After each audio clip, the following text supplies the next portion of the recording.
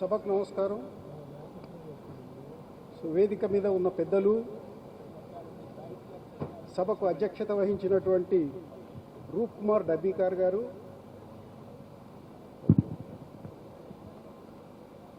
సభకు అధ్యక్షత వహించిన రూప్ కుమార్ డబ్బీకార్ గారు, ఈ వేదిక మీద ఉన్న అరసం సారథి పెనుకొండ లక్ష్మీనారాయణ గారు, తంగేడు పత్రిక సంపాదకులు పెద్దలు కాంచనపల్లి గోవర్ధన్ రాజు గారు, నేను చదివిన ఆంధ్ర విద్యాలయ కళాశాలలో చాలా కాలం పనిచేసి చేస్తున్నటువంటి పరిశోధకులు గంటా జలంధర్ రెడ్డి గారు.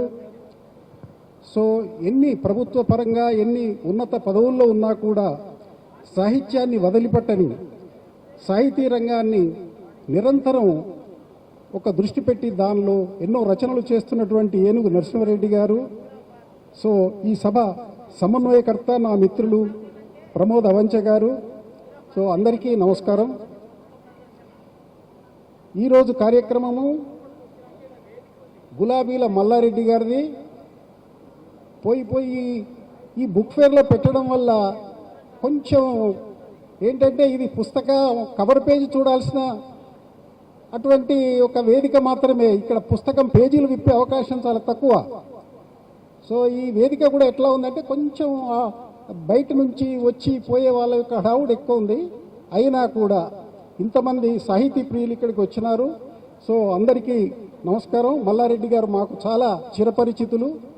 అందులోనూ మా కరీంనగర్ జిల్లా వారు, మా పూర్వ కరీంనగర్ జిల్లా వారు ఎన్నో రచనలు చేశారు. నిరంతరం చాలా బిజీగా సమయం సరిపోని వృత్తి వారిది, వకాలత్ చేస్తున్నటువంటి వ్యక్తి. కానీ మొదటి నుంచి కూడా వారి అభిరుచి వేరు.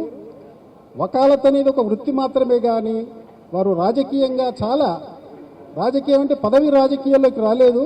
ఎంతసేపు ప్రజా రాజకీయాల్లో మొదటి నుంచి ఉన్నటువంటి వ్యక్తి. మా ఇంట్లో మా 2 తరాలకు మా అన్నగారు వేముల పెరుమాళ్ళ గారికి రాజకీయంగా మిత్రులు వారు, సాహితీ పరంగా నాకు వారు మిత్రులు. వారు సాహిత్యం మీద దృష్టి పెట్టి వారు ఎన్నో రచనలు చేస్తున్నారు. వారి ఈరోజు ప్రకృతి ప్రియురాలు మానవత ఈ పుస్తకం ఆవిష్కరించే అవకాశం నాకు కల్పించినారు. వారికి నా కృతజ్ఞతలు తెలియజేస్తున్నాను. ఈ పుస్తకం గురించి ఒక మాట మాట్లాడాలి. తెలుగులో ఒక సామెత ఉంది, నమ్మి నానబోస్తే పుచ్చి బుర్రలైనవి అని. నమ్మి నానబోస్తే పుచ్చి బుర్రలైనవి అని. ఎందుకు చెప్పినాను ఈ సామెత అంటే, ఇందులో ఒక కవిత పేరు ఎక్కడని వెదకను, మల్లారెడ్డి గారి కవిత ఇది. మాకు ఒక నిఖార్సైన నేత కావాలి, మాకు ఒక నిఖార్సైన నేత కావాలి, స్వదేశీ విదేశీ బినామీ ఖాతాలు లేని నేత, మూఢాచారాల గీతలు గీయని నేత, ఓట్ల కోసం సీట్ల కోసం వెంపర్లాడని నేత, ఆస్తులు కూడబెట్టని నేత. ఇన్ని లక్షణాలు ఉన్న నేత కావాలని వారు కోరుకున్నారు. అయ్యా, 10 ఏళ్ల క్రితమే మేము కోరుకున్నాం.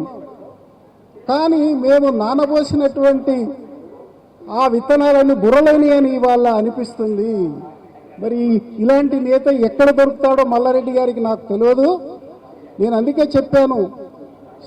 ఎన్నో ఆశలతో ఎన్నో ఆశయాలతో ఇంతకుముందు జలంధర్ రెడ్డి గారితో మాట్లాడినప్పుడు కూడా నాకు అర్థమైంది, తెలంగాణ ఎందుకు తెచ్చుకున్నాము, ఆశలు ఇన్ని ఆశయాలు ఏమైపోయినాయి, ఎందుకు ఇలా అయింది, ఈ ప్రపంచంలో ఎవరిని నమ్మొచ్చు ఎవరిని నమ్మకూడదు. మరి మల్లారెడ్డి గారికి అలాంటి నిఖార్సైన నేత ఇంకా భవిష్యత్తులో దొరకాలని కోరుకుంటున్నాను. ఈ వేదిక మీద ఎక్కువ మాట్లాడే అవకాశం లేదు కాబట్టి నాకు ఈ అవకాశం ఇచ్చిన అందరికీ నమస్కారం, కృతజ్ఞతలు.